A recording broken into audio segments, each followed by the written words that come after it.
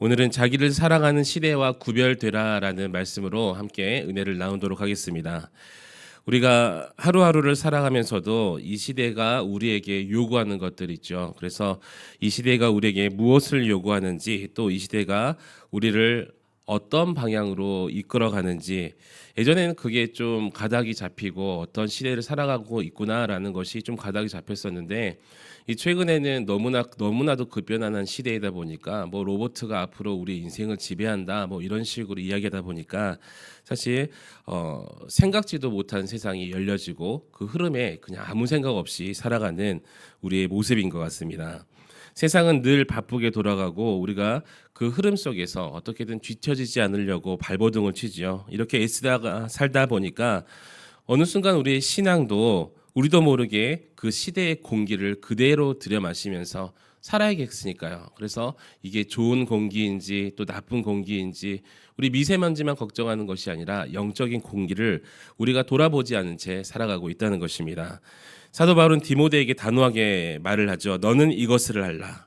다시 말해서 이 사실을 반드시 알아야 되고 또 이 사실을 모른 채 신앙생활을 하게 되면 우리의 신앙뿐만 아니라 인생이 흔들릴 수밖에 없다는 것을 바울이 말하고 있다는 것입니다. 그래서 말세에 고통하는 때가 이르러 바울이 말씀하면서 여기서 말세라는 것은 먼 미래를 말씀하는 어떤 특정 시기라는 것이 아니라 예수 그리스도께서 이 땅에 오신 그때부터 다시 오실 때까지의 전 기간, 곧 우리가 지금 살아가고 있는 이 시대 전체를 바울은 말씀하고 있습니다. 그래서 바울은 말세의 특징을 말씀하고 있는데 우리가 뭐 말세라 하면 전쟁이나 뭐 기근이나 이런 것을 이야기하지만 바울은 사람의 마음이 어떻게 변해가는지에 대해서 우리에게 설명하고 있다는 거예요. 왜냐하면 진짜 고통이라는 것은 환경에서 오는 게 아니라 사람이 사람답지 못할 때, 하나님께서 창조하신 그 사람이 창조된 사람답지 못할 때 바로 생기기 때문이라는 것입니다. 바울이 말세를 설명하면서 가장 먼저 꺼낸 말이 바로 이것이죠. 사람들이 자기를 사랑하며. 우리 흔히 죄라고 하면 눈에 띄는 어떤 행동을 생각하고 이야기를 합니다. 그런데 성경은 언제나 행동보다 그 행동이 낳는 마음의 방향을 먼저 보고 있다는 거예요. 그래서 우리가 죄의 경향성, 죄의 방향성이라고 이야기를 하기도 하는데 이 바울이 말세의 특징을 쭉 나열하면서 가장 앞에 자기를 사랑하며를 둔 이유도 바로 여기 있습니다. 왜냐하면 자기를 사랑하는 마음은 그 자체는 죄가 아니에요. 그 자체로 하나의 죄라기보다 모든 죄를 낳을 수 있는, 모든 죄를 범하는 바로 근원이 자기를 사랑하는 마음이기 때문입니다. 성경이 말하는 자기 사랑, 자기를 미워하지 말라, 자기를 사랑하지 말라 이런 말이 아니라 하나님께서 지으신 존재로서 자신을 당연히 귀하게 여겨야 되죠. 왜냐? 우리는 하나님을 예배하는, 하나님을 사랑할 수 있는 존귀한 자들이기 때문입니다. 그런데 그렇게 귀하게 여기는 것보다 하나님보다 자신을 더 앞세운다는 것은 전혀 다른 이야기라는 거죠. 문제는 하나님이 계셔서 앉아 계실 그 자리에, 그 높은 자리에 우리가 앉을 때 시작된다는 거예요. 그때부터 우리의 인생의 기준이 하나님의 말씀이 기준이 되는 것이 아니라 내 생각, 내 감정, 나의 이익, 나의 손익이라고 하죠. 이런 것들이 나의 기준이 되어버린다는 거예요. 그래서 자기를 사랑하는 사람은 무엇인가 결정할 때마다 자연스럽게 이런 질문을 하게 됩니다. 이것이 하나님께 영광이 될까? 이게 하나님의 기쁨이 될까? 이런 질문보다 이것이 나에게 좀 더 편한가? 이것이 나에게 좀 더 유리한가? 이것이 나에게 좀 힘들지 않는가를 먼저 묻게 된다는 거예요. 처음에는 이 생각과 판단이 너무나 합리적으로 보이죠. 합리적으로 보이고 또 지극히 현실적인 판단, 나 정말 이 판단 잘했어라고 생각하게 됩니다. 그런데 이 질문이 우리에게 반복되다 보면 어느 순간 신앙의 중심에서 하나님이 점점점 멀어진다는 것이죠. 처음에는 잘 느끼지 못해요. 처음에는 잘 느끼지 못하더니 어느 순간 하나님이 멀어지고 그 자리에 내가 중심에 서 있게 된다는 것입니다. 그래서 바울이 이어서 말씀하시죠. 돈을 사랑함, 교만함, 또 감사하지 않음, 거룩하지 않음, 부모를 거역함, 무정함, 절제하지 못함, 여러 가지의 이 모든 모습들이 서로 다른 문제가 아니라 자기를 사랑하는 그 마음이 뿌리가 되어서 자연스럽게 악한 열매들이 맺히더라라는 것입니다. 그래서 하나님을 사랑하지 않는 마음은 결코 중립에 머무르지 아니하고 반드시 그 자리에 자기의 사랑이 나만을 사랑하는, 하나님을 예배하지 아니하고 하나님을 사랑하지 않는 그 마음이 들어오게 됨을 여러분 기억하시기 바랍니다. 그래서 바울은 말세의 사람들을 이렇게 표현하죠. 경건의 모양은 있으나 경건의 능력은 부인하는 자니. 이 말씀이 신앙 없는 믿지 않는 사람들에 대해서 말씀하는 것이 아니라 오히려 신앙 있다고 자부하는 사람들, 그렇게 말하는 사람들, 흔히 종교적인 외형을 갖춘 사람들이라고 이야기를 하죠.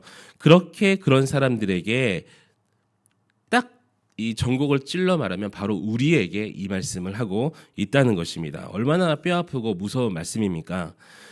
우리 모두 다 예배를 드리죠. 그렇기 위해서 교회를 나옵니다. 교회 나와서 찬양도 부르고 기도 제목도 나누고 말씀도 듣고 또 수련회도 하고 성경학교도 합니다. 겉으로 보기에는 아무런 문제가 없고 어떤 순간에는 너무 감동적이고 은혜가 넘치게 보여요. 그런데 그 신앙의 깊은 중심을 들여다볼 줄 알아야 된다는 거예요. 우리 스스로가 우리 마음속에 그 은혜가 어떤 은혜였는지, 내가 받았다고 자부하는 그 은혜가 나의 사랑인지 자기의 사랑인지 하나님을 위한 사랑인지, 하나님이 주인이 아니라 자기 자신이 주인이 될 때가 너무나도 많다는 것입니다.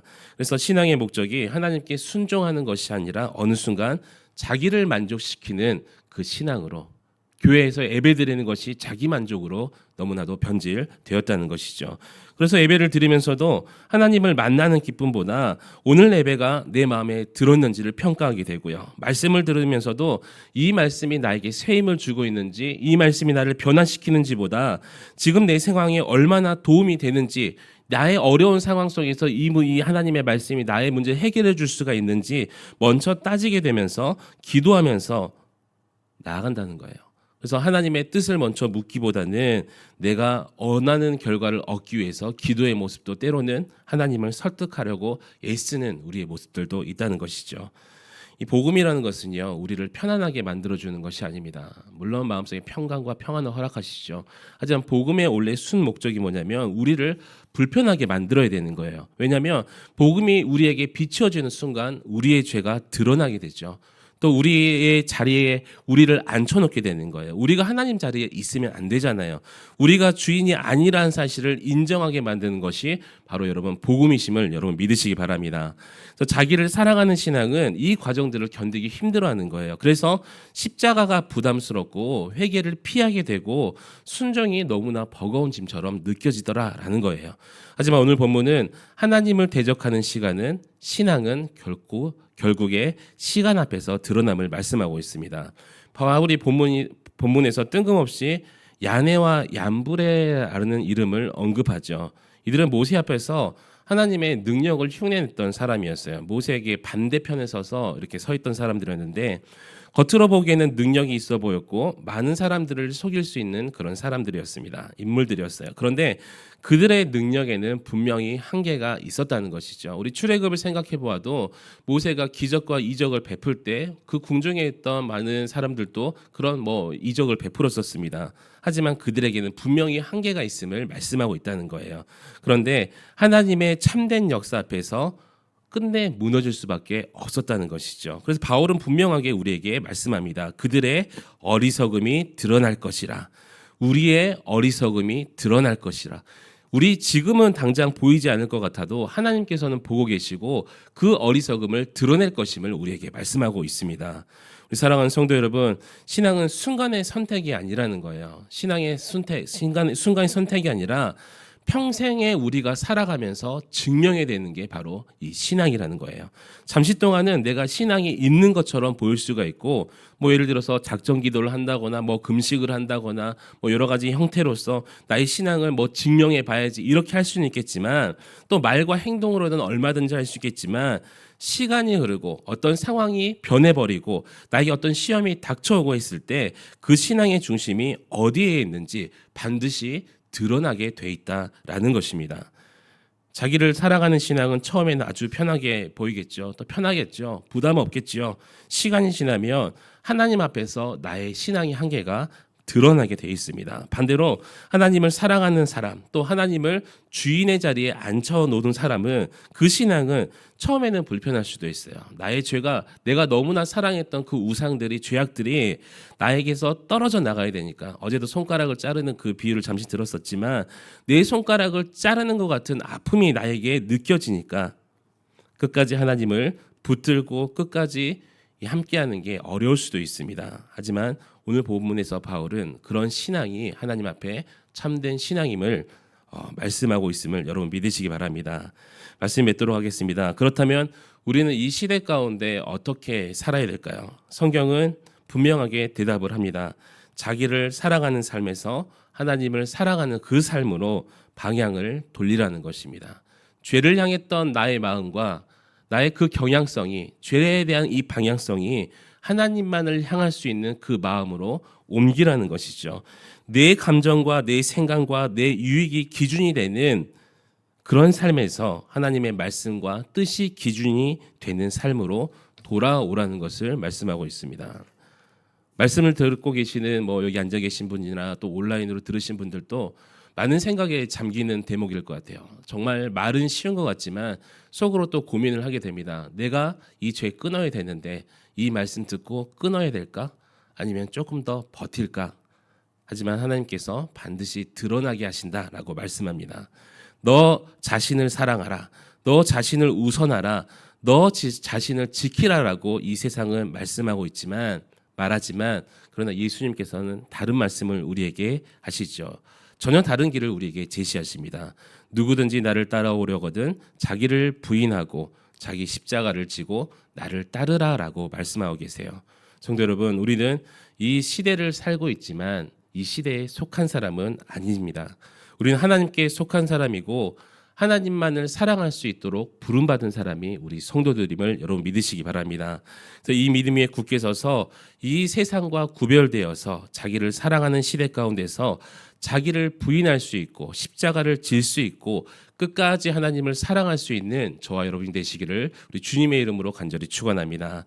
오늘 함께 기도하실 때 경건의 모양만 남아있는 나의 이 죄악된 모습을 돌아볼 수 있는 애를 허락해 달라고 기도하시고 내 감정, 내 유익들, 내 기준이 주인이 되는 것이 아니라 나의 그런 교만들을 꺾어주시고 하나님께서 나의 주인 되십니다. 그 고백으로 돌아가며 그런 신앙으로 또 살아갈 수 있는 우리가 되게 해달라고 함께 주님의 이름 한번 부르짖고 간절히 기도하시겠습니다. 주여, 하나님 아버지 감사를 드립니다. 아버지, 우리가 이 말씀